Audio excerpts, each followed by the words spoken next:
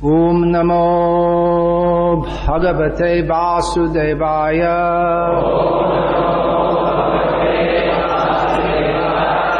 Om Namo Bhagavate Vasudevaya.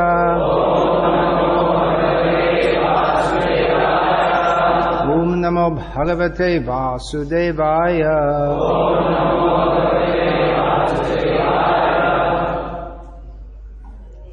Canto 8, Chapter 21, Texts 29 and on. Translation and commentary by His Divine Grace Srila A.C. Bhaktivedanta Swami Prabhupada, Founder Acharya of ISKCON. O King of the Demons, you have promised to give me 3 steps of land, but I have occupied the entire universe with 2 steps. Now think about where I should put my 3rd. As far as the sun and moon shine with the stars, and as far as the clouds pour rain, all the land throughout the universe is in your possession. Padaikena maya kranto bhurloka kam dishastano svarlokaste dvitiyena Pashyataste svamatmana. I have occupied Bhurloka, and with my body I have occupied the entire sky and all directions. And in your presence with my 2nd step, I have occupied the upper planetary system. Purport. According to the Vedic description of the planetary system, all the planets move from east to west. The sun, the moon, and 5 other planets such as Mars and Jupiter orbit one above another. Vamanadev, however, expanding his body and extending his steps, occupied the entire planetary system. Dev's proposition seemed ridiculous. 3 steps of land by his own measurement. You might think, what was the purpose of him walking all the way to the Yagya arena of Bali Maharaj? He had to walk. For him, it's quite a big job being so small. He had to walk all the way there just to ask for 3 steps of land. And his 3 steps is nothing. It's ridiculous. It's not even worth. Nowadays, if you have to register land, you have to go through so many legal procedures. Can you imagine? Register, of course, in some place like downtown Bombay or New York or Tokyo, 3 steps of land is probably worth about 50 crores of rupees or something. But just in the open field, 3 steps of land, it's not even worth putting a fence around. It's just such a small amount. In fact, if you put a fence, then there'll be no space for anything else because the fence will occupy everything. So it seemed like a ridiculous proposition, but the Supreme Lord, being Anorani, Anmahato Mahi, and the smallest of the small and the greatest of the great, finished everything up in 2 steps. He could have finished everything up in 1 step. Just having a little fun here. And in doing so, he has left for us in the Srimad Bhagavatam some knowledge of astronomy. We talk of Vedic astronomy, but it's just like saying when you talk of Vedic knowledge, it's almost meaningless to say. Just like the word came up, Prabha Vishnu. You say Prabha Vishnu means Vishnu is powerful. It's known that Vishnu is powerful. So if we say knowledge, Vedic knowledge, what does that mean? It means knowledge. And outside of that is not knowledge. It's Veda must be knowledge, and knowledge must be Veda. So we can't talk of Vedic ignorance, or we can't talk of non-Vedic knowledge, because anything which is not Vedic is not knowledge. So when we speak of Vedic astronomy, it means that which is received through the Vedic literatures, the knowledge of astronomy. But actually the position of is not that because someone else has a different opinion. Someone looks through their Hubble telescope and thinks whatever they think through looking through their telescopes. But that is called astronomy. But actually it's not astronomy. It's just the astronomical foolishness of thinking they know everything. But astronomy means exactly what's going on. So what's in the Vedic literature, that means when the Vedic literature says this is this planet, it's like this, This is this planet, it's like this, it moves like this. That is astronomy. You get the point that the way the stars are moving, they're moving. And if you have a different opinion, that's wrong. Just like here it said that all the planets move from east to west. So actually the planets move from east to west. If the modern astronomers have a different idea, which I think they do, they think they move the other way. But they're wrong. And even if you think they may think they're right, but what is correct is correct. Just like so many times people ask us, what do you believe? Do you believe this or that? I always answer, it doesn't matter what I believe, because I'm a tiny, insignificant little soul subject to the 4 defects of conditioned soul. So we want to know what is the fact. It's not a question of belief. Do you believe in God? As if I believe in God, therefore God exists. And everyone's entitled to their own opinion. But either God exists or He doesn't. Actually, there's not even any question of whether God exists. It's just whether one accepts or he's such a fool, he doesn't accept it. It's not that everyone's opinion is all the same. This is modern liberal idea. We should respect everyone's opinion and everything is just all this, he's also a person and he has a democratic right. These nonsense ideas. Everyone has a democratic right to think and do whatever they like. It is nonsense. Human beings should be directed by the Vedic injunctions.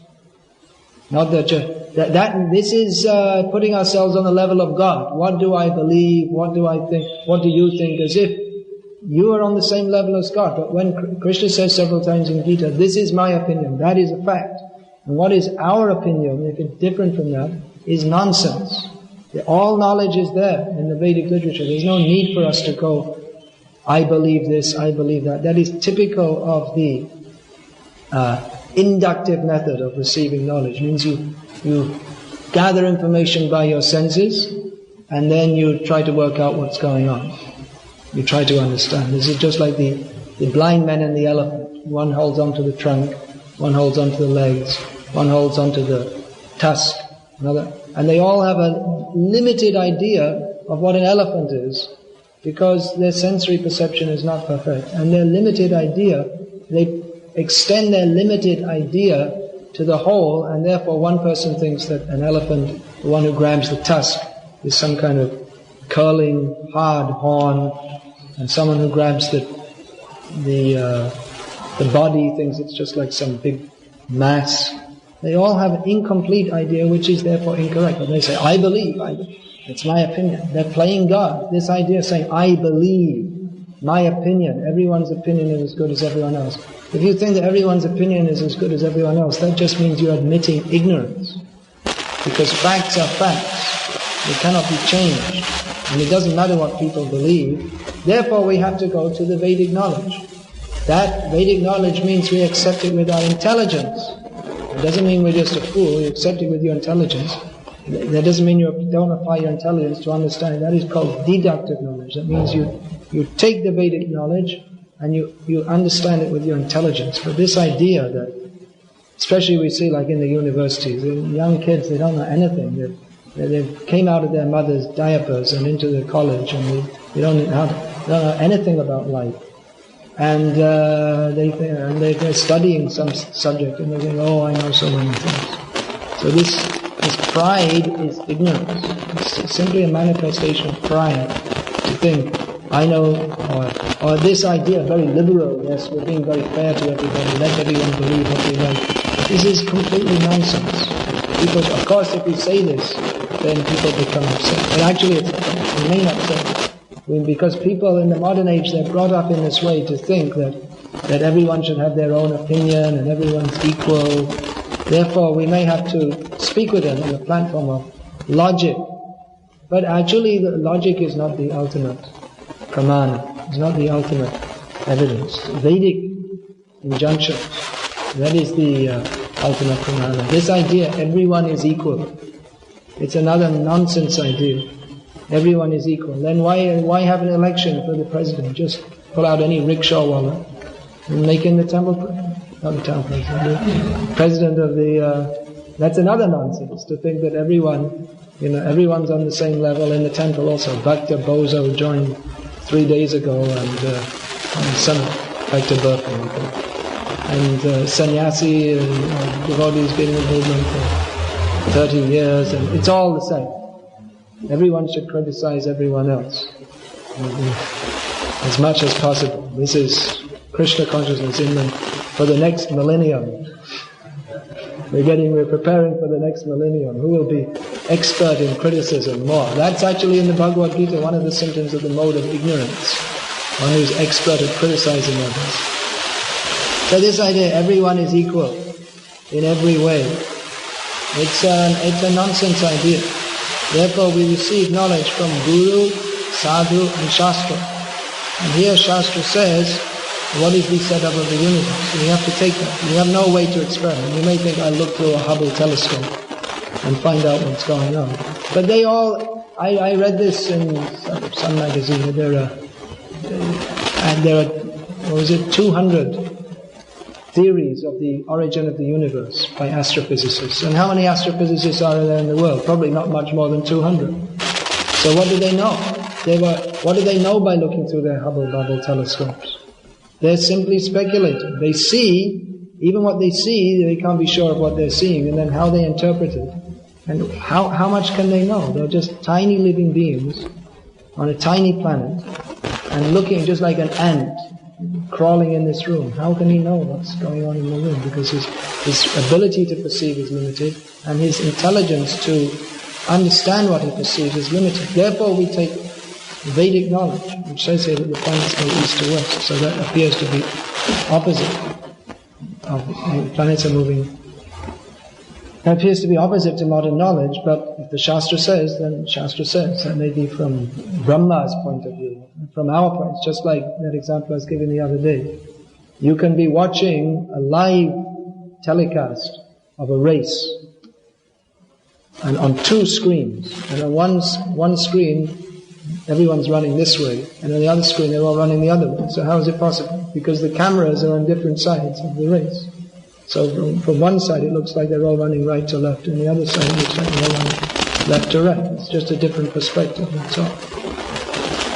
So we get Vedic astronomy here in the Bhagavatam. Some interesting points that Vamandev is saying that all the land throughout the universe is in your possession, as far as the sun and moon shine with the stars, and as far as the clouds pour rain. Now the Bhagavatam 5th canto gives a description of an empty part of the universe, a huge, vast area beyond the planetary systems. The whole planetary systems are surrounded by the Lokalok mountain. And beyond that, there's a huge empty area where the sun does not shine. So when we speak our concept of the universe, means all the planets and stars and everything's going on. And beyond that, there's a huge empty space. And then beyond that is the covering of the universe. And the coverings, each covering is 10 times thicker than the other. So actually, when we say the universe, we're talking about the inhabitants. They don't perform any auspicious religious activities. Lectures, the lowest class of people, will take the position of leaders. And then what will they do? Prajasti pakshishyanti. They will simply devour the citizens. Their whole business will be how to exploit the citizens. So there's the summary. You don't need to know all the different details of how this rascal stabbed someone in the back and then took his post, and then someone stabbed him in the back and took his post. You don't need all these things. Simply, this is the situation. So what should you do? Kaler doshanidhe rajan astiye ko mahanguna kirtana deva krishnasya mukta sangha parang vrajit. This Kali Yuga is full of faults. You don't have to read India Today or Time magazine to find out this. You read, you'll find out. You read Srimad Bhagavatam, you'll also find it summarized. That Kali Yuga is full of faults, therefore chant Hare Krishna, go back to God. This Prabhupada also said. And said, don't waste your time. Don't take a risk. Make sure you go back to Godhead. Become pure devotees. Otherwise, if you have to come back, this Kali Yuga is getting so horrible. The time will come when people will have children only to eat them. That time is coming. Such a nasty age. So we're taking knowledge from the Vedic literature. This is infallible knowledge. This is correct. This is Vedic Vedavakya. This is correct. We don't need to hear from so many different fools and rascals whose knowledge must be covered. However many telescopes, microscopes, and how many Nobel Prizes they have, they're always wrong. They're never going to understand what the situation in the universe is because the knowledge is denied to them. Only they have by the grace of Maya, they have what they think is knowledge, but it's not knowledge. They'll never know perfectly. One who reads Srimad Bhagavatam, he immediately gets perfect knowledge of everything. So what is the knowledge given in Bhagavatam? What is the knowledge given in Shastra? Some knowledge of the universe. This is like this is like that.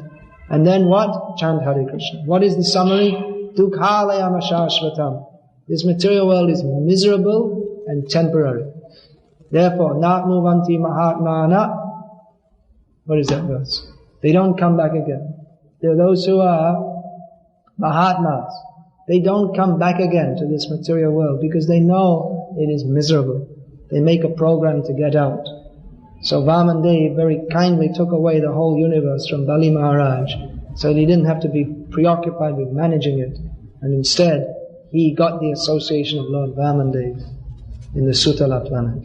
This is the mercy of Bali Maharaj, mercy of Vamandev on Bali Maharaj. He didn't want his devotee to be complicated with these non-necessities. But he took everything away and gave himself to Bali Maharaj. This is his mercy. Hare Krishna. Is there any question? You have quoted just now, what is that verse? Oh, that's quoted in the... yeah, but this is given in the previous verse which I commented on to some extent. 2 days ago. 2 days ago. Just the last... Yeah, of course. This Yasyahamana Grihanami Harishe Tadjanam Shanai Tato Dhanam Tyajantyasya Swajana Duka Dukitam. This verse is, you could say like this verse is the motto of the whole Bali Maharaj story. That Krishna says that whoever I give my mercy to, I take away all their possessions. And then his family members, seeing him bereft of everything, reject him. Actually, in this verse, Krishna says, Shanai, I gradually take away. But in this case, he didn't gradually take away. It was very sudden. Just, all of a sudden, took everything away. So, no, Shanai. Just like in Gita, Shanai, Ruparamed, Dritya, Buddhi, Grahitaya. Gradually. Shanai, Ruparamed, Dritya, Buddhi. By intelligence, gradually, one should make progress. At the end of the verse was telling that generally in our lectures we very much downplay the role of information preservation or technological advancement. He was pointing at us that he has seen in our society that many of us are very eager to have latest technological devices. So openly we criticize those things. Why? So he said it's a contradiction. It's a contradiction because you're on the other side of the fence. It's exactly what I was saying. You don't know. Because you're not understanding by the Vedic process, therefore it seems to you like a contradiction. We're eager to have the latest technological devices means we're using that in the service of Krishna. Just like the example of what is an axe used for? For cutting down trees, right? So what is it that cuts the tree? The metal part. What is that called? The shaft of the axe. Is that called the shaft? Yeah. But just with the metal part, can you cut the tree?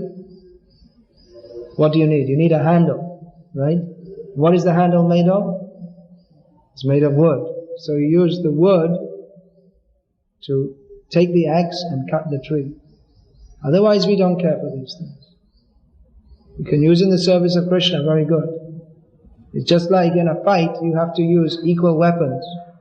So, in the modern age, there's so much information of Maya. So we will put back information about Krishna. That's all. Otherwise, in themselves, we don't care for these things.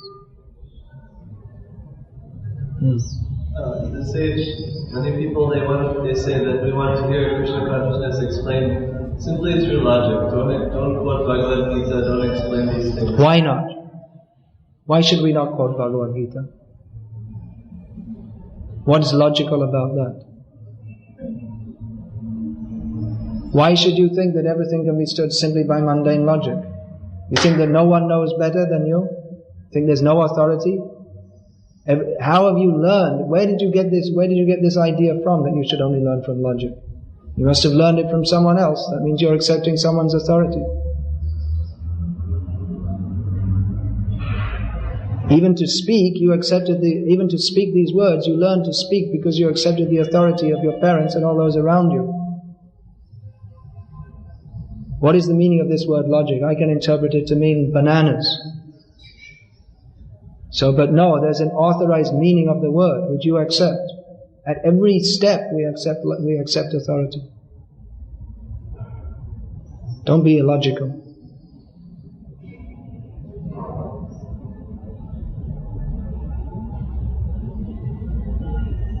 We can speak also, if you're such a rascal you don't accept. You can speak also. We speak logic, or you don't want to speak Bhagavad Gita or Krishna. All right, we don't have to say Krishna says. You see your body. You see the body of a child. The body changes to that of a young man, and then the body changes to that of an old man.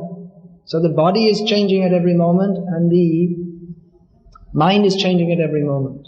Yet we say it is the same person. Therefore we can understand there is something different from the mind and body that remains the same. What is that? We can logically conclude that there is something stable which is different from the mind and body. That we call the soul. That is logical. That is in Bhagavad Gita. Dehino srinyata dehekum arangyo vanang jara. Then tata dehantara praptihi. The next change is that the body changes. The body goes. But is it logical to assume that because the body has stopped, that the factor that remained constant has also stopped? You don't have any information about that. How far can your logic go? You cannot logically say what happens at the time of death because you don't know what the nature of life is. The nature of life cannot be understood simply by logic. Therefore you have to accept authority for those matters which go beyond the bounds of logic. Logic cannot tell you what happens after death. You have to accept some authority. And usually these people will say, well, no one can know. Why? Just because you don't know doesn't mean no one else knows. We have authoritative information that life continues after death because life is not dependent upon the body. Rather, the body is dependent upon the living force within the body.